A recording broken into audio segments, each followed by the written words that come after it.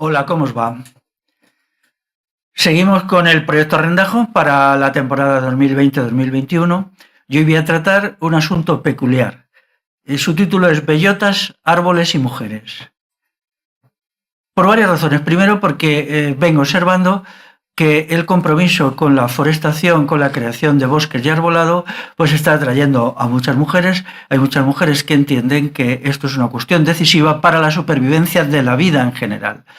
Y entonces, pues esto me lleva a una reflexión sobre la relación entre las bellotas, los árboles y las mujeres. Las mujeres desempeñan una función esencial como dadoras de vida, aunque todo esto se ha intentado cortar convirtiéndola simplemente en mano de obra, en masa laboral, como si la masa laboral para hacer ricos a los empresarios y al Estado fuera lo más importante que tienen que hacer las mujeres, ¿no?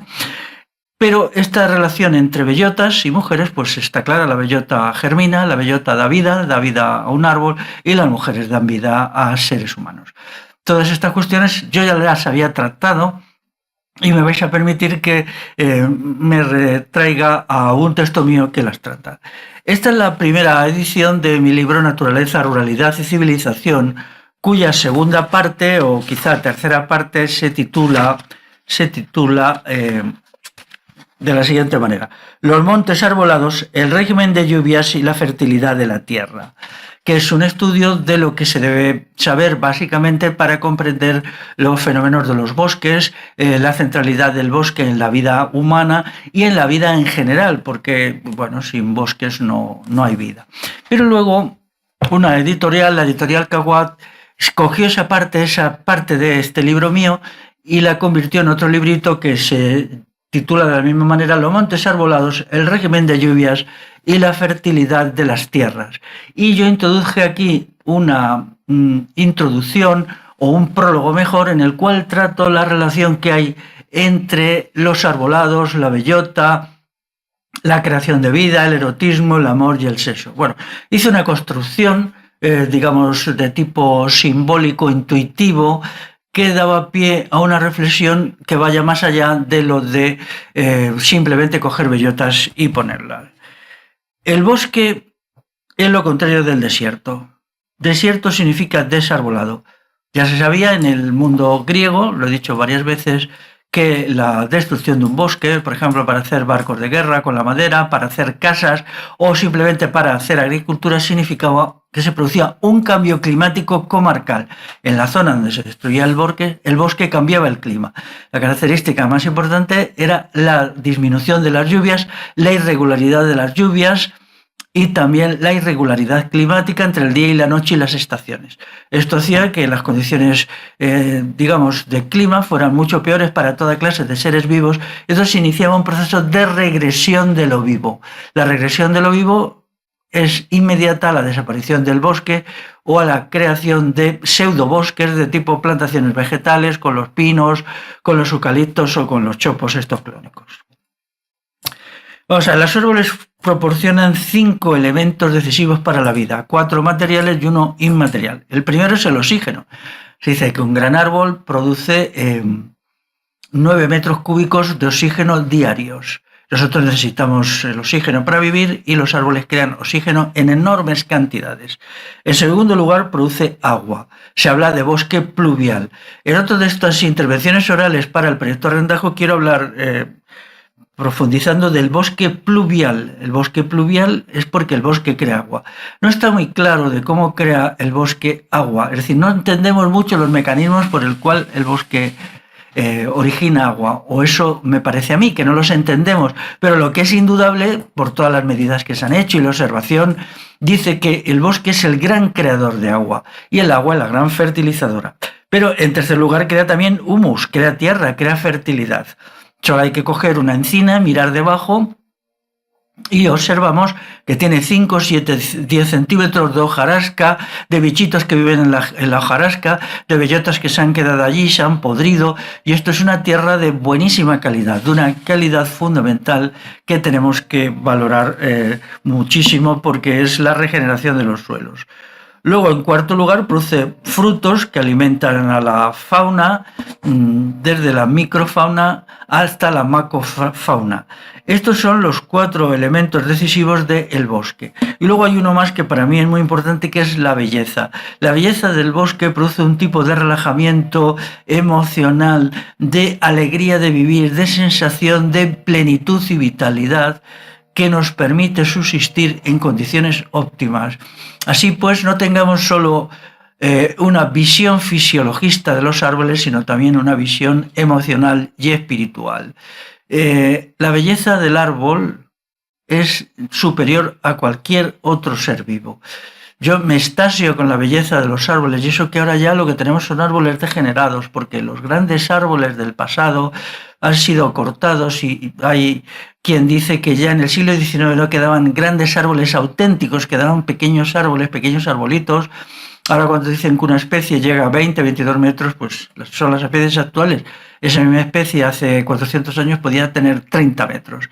Entonces se vivía en un mundo de gigantes arbóreos, Cada uno de ellos era un centro de vida, por ejemplo, centro de pájaros que estaban allí, de lianas, de arbustos, de bacterias.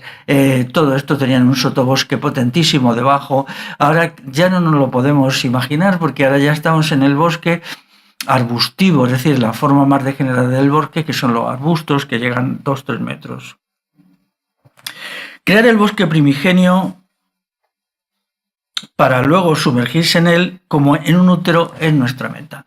Los seres humanos vivían en el bosque primigenio. Luego la agricultura, que surge como un añadido al Estado, es decir, la agricultura surge porque el Estado necesitaba poner a la gente a trabajar para establecer sistemas de control. La agricultura surge con las instituciones de dominación. Entonces nos expulsa, las instituciones de dominación nos expulsa del bosque primigenio. Es allí donde se vivía, donde se encontraban sus alimentos. Y en ese bosque primigenio no importaba nada la cantidad de gente que hubiera. Todas estas teorías malthusianas, que son verdaderamente genocidas y repugnantes, se aplican en las condiciones actuales, pero antes no. Antes, ¿qué eran los seres humanos? Pues como podían ser los ciervos, los venados, los corzos, los jabalíes, una parte de la naturaleza que vivía en medio de la naturaleza y se alimentaba de los productos de la naturaleza, básicamente de la recolección de las carroñas de animales y muy poquita cantidad de la caza. Había montones de productos que alimentaban, de muy diverso tipo. Voy a poner un ejemplo que ahora se ha perdido, por ejemplo, los caracoles, la alimentación por caracoles ha tenido mucha importancia. Por tanto, la humanidad ha de volver al bosque, al interior del bosque, y entonces es como la vuelta al útero. El bosque y el útero es algo parecido. Y entonces nos encontramos con que si la mujer crea la vida a través del útero y la recrea a través de la plantación de bellotas, hay una relación ahí entre las mujeres que crean la vida a través del útero y las mujeres ahora que, al sumarse al proyecto Rendajo, poner bellotas, están haciendo posible que la vida vegetal, que es la esencia de la vida, avance. La bellota podemos decir que es el útero de la encina, porque crea la encina. Y la matriz, el útero, es la bellota de los seres humanos. Podemos señalar que la matriz es como una bellota que da origen al ser humano. El prólogo a los bosques arbolados, a este libro, plantea también que el árbol produce, al menos en mí, una especie de pasión genésica, pasión erótica, porque pienso que el árbol es el que está creando las condiciones de la vida.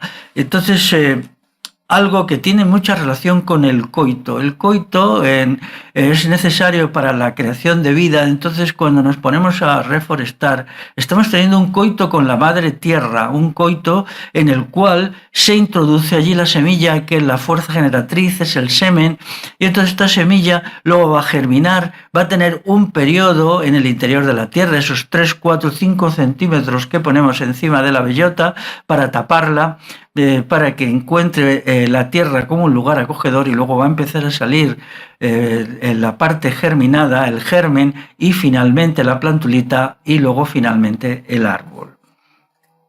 Hay incluso un tiempo de gestación, ponemos las semillas en otoño y entonces si todo va bien, pues la germinación rompe la costra de la tierra y aparece como tal, al principio muy pequeñita, pues para allá, para abril, para mayo.